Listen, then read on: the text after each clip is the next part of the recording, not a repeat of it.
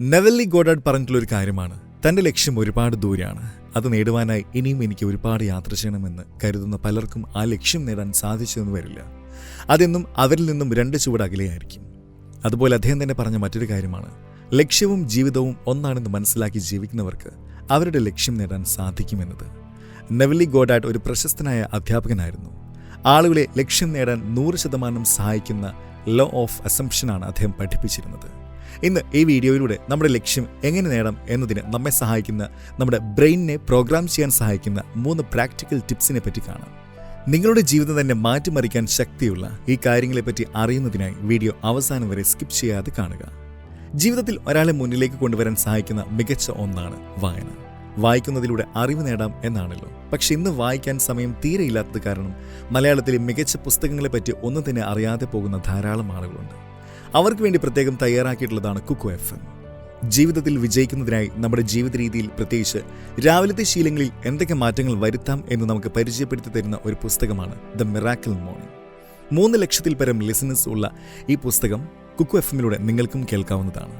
മലയാള സാഹിത്യത്തിലെ മികച്ച എഴുത്തുകാരനായ ബഷീർ, MT വാസുദേവൻ നായർ, മാധവിക്കുട്ടി, OV വിജയൻ, ബെന്യാമിൻ തുടങ്ങിയവരുടെ ഏറ്റവും മികച്ച കൃതികൾ നിങ്ങൾക്ക് കുക്കു FMലൂടെ ആസ്വദിക്കാവുന്നതാണ്. 7 ഡേ ഫ്രീ ട്രയലിൽ മലയാളത്തിലെ ബെസ്റ്റ് സെല്ലർ ബുക്സ് ഫ്രീ ആയി കുക്കു FMലൂടെ ആസ്വദിക്കൂ.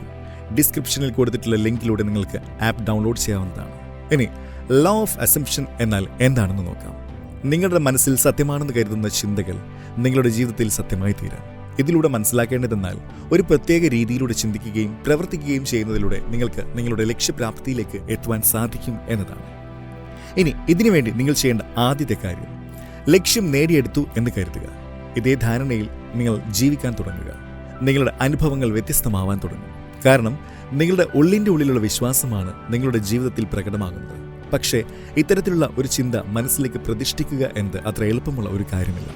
അതുകൊണ്ടാണ് എല്ലാവർക്കും ചാമ്പ്യൻസിനെ പോലെ കഠിനമായി പ്രവർത്തിക്കാൻ സാധിക്കാത്തത്.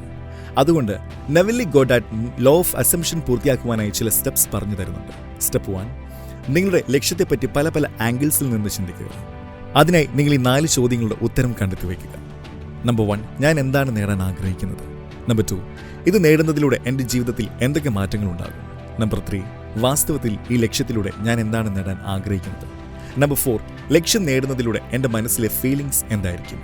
ഈ ചോദ്യങ്ങൾക്ക് എങ്ങനെ മറുപടി കണ്ടെത്താം എന്നതിന് ഒരു ഉദാഹരണം നോക്കാം. ഉദാഹരണത്തിന്, നിങ്ങൾക്ക് വേണ്ടത് പരീക്ഷയിൽ നല്ല റാങ്ക് വാങ്ങി പാസ്സാകണം എന്നുള്ളതാണ്. അങ്ങനെ ആ പരീക്ഷ പാസ്സാവുന്നതിലൂടെ നിങ്ങളുടെ കരിയർ, ഫാമിലി ഒക്കെ സെറ്റാകും. നമ്പർ 3, നിങ്ങൾ ശരിക്കും ആ പരീക്ഷ പാസ്സാവുന്നതിലൂടെ സ്വയം പ്രൂവ് ചെയ്യാനാണ് ആഗ്രഹിക്കുന്നത്. നമ്പർ 4, കഠിനമായ പരീക്ഷ പാസ്സാവുന്നതിലൂടെ നിങ്ങൾ മെന്റലി വളരെയധികം ഹാപ്പി ആയിരിക്കും. ഇനി ലക്ഷ്യവുമായി ബന്ധപ്പെട്ട 5ാമത്തെ പോയിന്റാണ് ആഴവും ഉദ്ദേശ്യവും.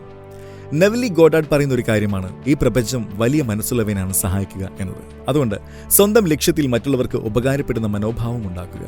നിങ്ങൾ നിങ്ങളുടെ ലക്ഷ്യം നേടിയെടുത്ത ശേഷം മറ്റുള്ളവർക്കായി എന്താണ് ചെയ്യുക എന്നത് എപ്പോഴും മനസ്സിൽ കരുതുക. നിങ്ങളുടെ ലക്ഷ്യം സഫലീകരിക്കുന്നതിലൂടെ മറ്റുള്ളവരുടെ ജീവിതം എങ്ങനെ മെച്ചപ്പെടുമെന്നും മനസ്സിലാക്കുക. അതുകൊണ്ട് തന്നെ ലക്ഷ്യത്തെക്കുറിച്ച് ആഴത്തിൽ ചിന്തിക്കുന്നത് നിങ്ങളെ ഗോളിലേക്ക് കൂടുതൽ വേഗത്തിലെത്താൻ സഹായിക്കുകയും അതിനുവേണ്ട ഊർജം നൽകുകയും ചെയ്യുന്നു. ഇത് നിങ്ങൾ സ്വയം ചെയ്യേണ്ട ഒരു കാര്യമാണ്. Number 2, visualize one scene on loop. Neville Goddard പറയുന്ന ഒരു കാര്യമാണ്, നിങ്ങൾ ലക്ഷ്യം നേടിയതിനു ശേഷം നടക്കാവുന്ന ഒരു സംഭവത്തെ മനസ്സിലേക്ക് കൊണ്ടുവരിക. അതായത് നിങ്ങൾ പരീക്ഷ പാസ്സായി മാതാപിതാക്കളുടെ കാൽത്തൊട്ട് വന്ദിക്കുന്ന ഒരു ചിത്രം, അല്ലെങ്കിൽ മറ്റുള്ളവരുമായി സന്തോഷം പങ്കിടുന്ന ഒരു ചിത്രം. ഇങ്ങനെ ഏതെങ്കിലും ഒന്ന് നിങ്ങളുടെ മനസ്സിൽ ഉറപ്പിക്കുക. ചെറിയ ഒരു ചിത്രം മതി, എങ്കിലും ഈ ഇവന്റിനെ ഡൈനാമിക് ആക്കി വെക്കുക. ഉദാഹരണത്തിന്, മാതാപിതാക്കളുടെ കാൽത്തൊട്ട് വന്ദിക്കുന്ന സമയത്ത് ചുറ്റുപാടും കയ്യടി ശബ്ദം, ഇങ്ങനെ പല സെൻസിനെയും നിങ്ങൾ ആ ഇവന്റിൽ കൊണ്ടുവരിക. ഈ ഒരു ചിത്രം കൊണ്ട് നിങ്ങളുടെ മനസ്സിനെ വീണ്ടും നിറയ്ക്കുക. നെവല്ലി പറയുന്ന മറ്റൊരു കാര്യമാണ്, ഈ വിഷ്വലൈസേഷൻ റിലാക്സ്ഡ് സ്റ്റേറ്റിലാണ് ചെയ്യേണ്ടത്. ഉറങ്ങാൻ പോകുമ്പോഴും നിങ്ങൾ ഇതിനെപ്പറ്റി ചിന്തിക്കുക. ലോ ഓഫ് അസംപ്ഷനുമായി ബന്ധപ്പെട്ട നിങ്ങൾ 4 കാര്യങ്ങൾ തീർച്ചയായും ഓർത്തു വയ്ക്കുക. Number 1, capture the consciousness of fulfilled desire. ലക്ഷ്യത്തിൻ്റെയും ആഗ്രഹത്തിൻ്റെയും അവസാനം സന്തോഷമാണ്. അതുകൊണ്ട് തന്നെ ലക്ഷ്യത്തെപ്പറ്റി ചിന്തിക്കുമ്പോൾ നിങ്ങൾ ആ ലക്ഷ്യം നേടുന്നതിലൂടെ ലഭിക്കുന്ന സന്തോഷവും കൂടെ അനുഭവിക്കുക. Embody the emotions of your desire. എന്നാൽ ഇതെങ്ങനെയാണ് പ്രാവർത്തികമാക്കുക? അതിനൊരു വഴിയുണ്ട്. നിങ്ങളുടെ ഈ ലക്ഷ്യത്തെ ഒരൊറ്റ വാക്കാക്കി മാറ്റുക. അതായത് ഗോൾ നേടുന്നതിലൂടെ നിങ്ങൾക്കുണ്ടാകുന്ന സന്തോഷത്തെ ഹാപ്പി എന്ന ഒരു വാക്കിലേക്ക് കൊണ്ടുവരിക. വിഷ്വലൈസേഷന് ശേഷം ഹാപ്പി എന്ന വാക്ക് കൂടെ പറഞ്ഞുകൊണ്ട് കിടന്നുറങ്ങുക. നിങ്ങൾ നിങ്ങളുടെ ലക്ഷ്യത്തെപ്പറ്റി ചിന്തിക്കുമ്പോൾ എല്ലാം നിങ്ങളുടെ ഉള്ളിൽ സന്തോഷം എന്ന വാക്ക് വീണ്ടും വീണ്ടും കേൾക്കണം.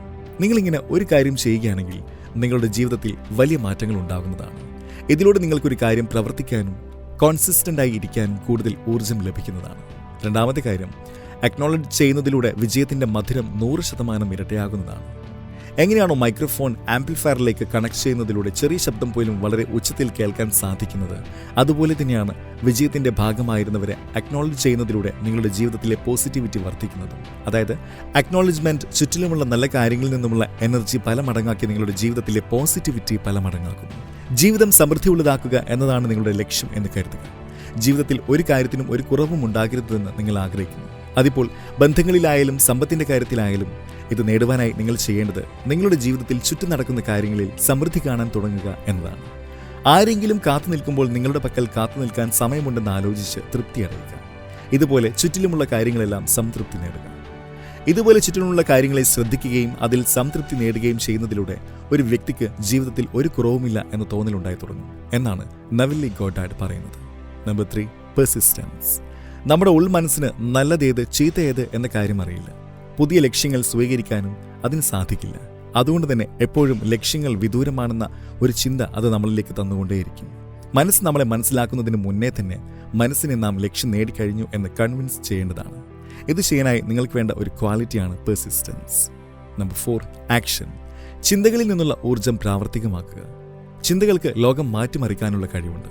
ചിന്തിക്കുന്നത് പ്രവർത്തിക്കുന്നതിലൂടെയാണ് അത് സാധിക്കുന്നത്. നല്ല ചിന്തകൾ ഉടനെ പ്രാവർത്തികമാക്കിയില്ലെങ്കിൽ അത് പെട്ടെന്ന് തന്നെ കൊഴിഞ്ഞു പോകാനും സാധ്യതയുണ്ട്. അതുകൊണ്ട് നല്ല കാര്യങ്ങൾ ചിന്തിക്കുകയും അത് ഉടനെ തന്നെ പ്രവർത്തിക്കുകയും ചെയ്യുക. അതിനുശേഷം വീണ്ടും ഇത് പിന്തുടരുക. ഇതാണ് തിങ്ക് ഡു പ്രിൻസിപ്പിൾ എന്ന് പറയുന്നത്. ഇതിന് നിങ്ങളുടെ ജീവിതത്തിൽ നല്ല മാറ്റങ്ങൾ കൊണ്ടുവരാൻ സാധിക്കും.